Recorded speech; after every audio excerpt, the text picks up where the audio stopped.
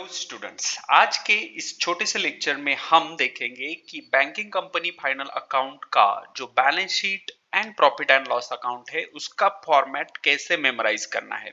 इसके लिए कुछ ट्रिक्स भी मैं आपके साथ शेयर करूंगा। देखिए, आप स्क्रीन पे जो देख रही है ये बैलेंस शीट है जिसे हम फॉर्म ए कहते हैं। इसी स्पेसिफिक फॉर्मेट में हमें बैंकिंग कंपनी का फाइनल अकाउंट प्रिपेयर करना है। अभी यहाँ पे कॉलम्स देखिए, 4 कॉलम है। फर्स्ट वन इज पर्टिकुलर्स, उसके बाद second schedule number, third column rupees के लिए और फोर्थ कॉलम भी रुपीस के लिए। थर्ड कॉलम में करंट ईयर के नंबर लिखने हैं और लास्ट कॉलम में प्रीवियस ईयर के नंबर, जो भी अमाउंट है वो आएगी। अभी बैलेंस शीट में देखिए, जैसे हम जानते हैं कि capital and liabilities and assets, these are the two main parts.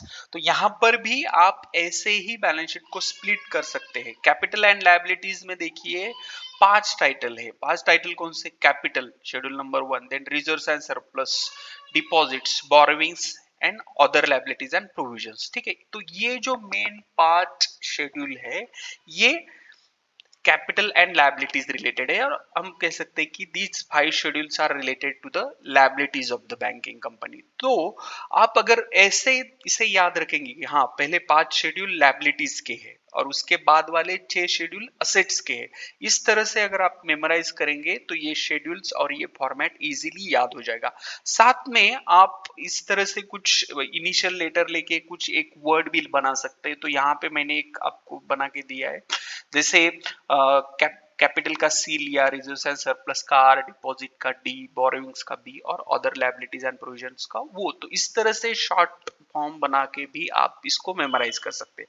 तो ये क्या हो गया? C R D B O. तो C R D B O capital and liabilities के जो 5 शेड्यूल है उसका आपका एक्रोनॉम हो गया, शॉर्ट फॉर्म हो गया। इस तरह से भी आप कुछ ट्रिक यूज कर सकते हैं। और असेट्स में, अभी असेट्स में देखिए, असेट्स के लिए कितने शेड्यूल्स है? असेट्स के लिए मेन देखिए 6 शेड्यूल्स है जिनके नंबर हम टैली में लेते हैं।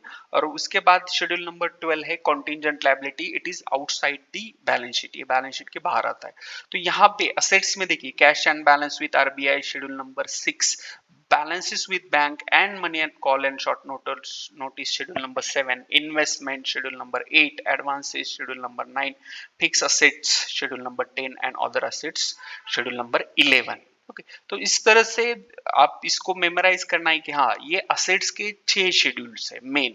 और outside the balance sheet total के बाद कॉन्टिंजेंट लायबिलिटी वाला शेड्यूल नंबर 12 आता है और उसके बाद बिल्स फॉर कलेक्शन। ठीक है, तो ये हो गया बैलेंस शीट का फॉर्मेट। अभी जो फॉर्मेट है next, that is profit and loss account का। प्रॉफिट एंड लॉस अकाउंट के फॉर्मेट में बहुत सारे स्टूडेंट कंफ्यूज होते हैं, इजीली वो मेमोराइज नहीं कर पाते। तो इसके लिए भी एक इंपॉर्टेंट चीज आपको माइंड में ये रखनी है कि प्रॉफिट एंड लॉस अकाउंट में टोटल मेन 4 टाइटल है। First one is income, second one expenditure, third one है profit and loss account and fourth one है अप्रोप्रिएशंस। ये मेन 4 टाइटल्स है प्रॉफिट एंड लॉस अकाउंट के, और ये 4 टाइटल्स है, इसके अंदर सब पॉइंट्स आएंगे। तो ऐसे अगर आप मेमोराइज करेंगे तो इजीली मेमोराइज होगा, आपको याद होगा।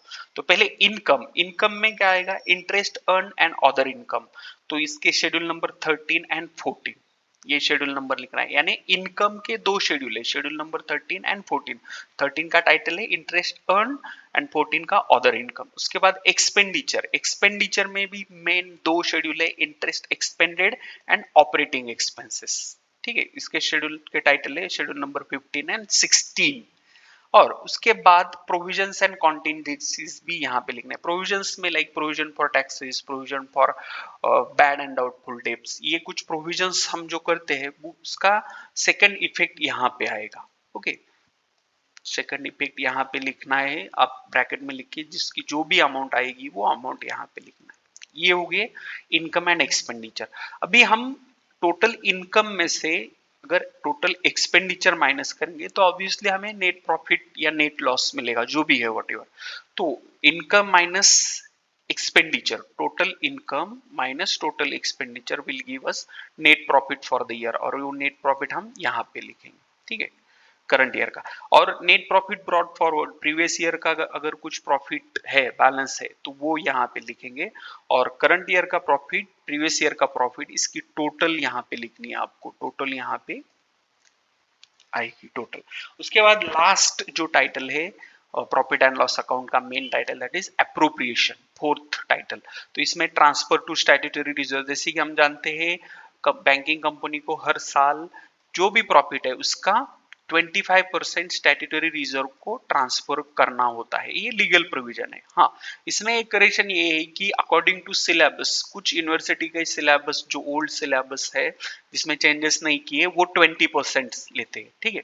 तो अकॉर्डिंगली आप ये चीजें देखिए, पुणे यूनिवर्सिटी के लिए 20% ही है क्योंकि सिलेबस अपडेट नहीं हुआ, अपग्रेड, तो अभी भी वो फाइनल अकाउंट 21। बट अगर आप प्रोफेशनल कोर्सेज कर रहे हैं सीए वगैरह, तो उसके लिए 25% लेना जरूरी है क्योंकि वहां वो सिलेबस अपडेट वगैरह हो गए, ठीक है। तो अकॉर्डिंगली स्टैट्यूटरी रिजर्व को हमें ये अमाउंट ट्रांसफर करनी है, ठीक है। और एक बार मैं ये क्लियर कर देता हूँ, एज पर रूल करंट जो अमेंडमेंट हुए ये 25% है, बट कुछ सिलेबस में स्टिल अब 20% ही ट्रांसफर करते।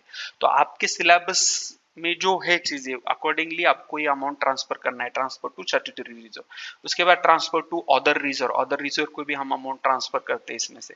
उसके बाद इंटरिम डिविडेंड और प्रोपोज्ड डिविडेंड, अगर इंटरिम डिविडेंड कंपनी ने कुछ डिक्लेयर किया है तो वो अमाउंट यहाँ पे आएगी, या प्रोपोज डिविडेंड है तो वो, okay.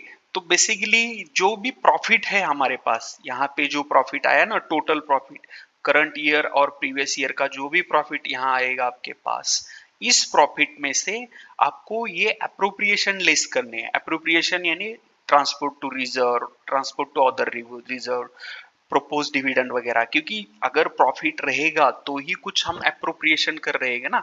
Appropriation means simply the allocation of profit, जो भी प्रॉफिट हो रहा है बैंकिंग कंपनी को उसका वो यूज कैसे करती है, अलोकेट कैसे करती है उस प्रॉफिट को, ठीक है।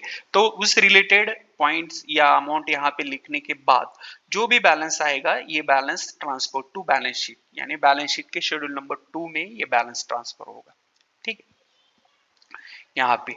और ये टोटल जो है, ये टोटल और ये टोटल दोनों मैच हो जाएगी यहाँ पे, ठीक है। तो इस तरह से आप बैलेंस शीट और प्रॉफिट एंड लॉस अकाउंट का फॉर्मेट इजीली मेमोराइज कर सकते हैं, याद कर सकते हैं, ठीक है। वीडियो को लाइक करना और चैनल को सब्सक्राइब करना मत भूलिए। Thank you, thanks for watching.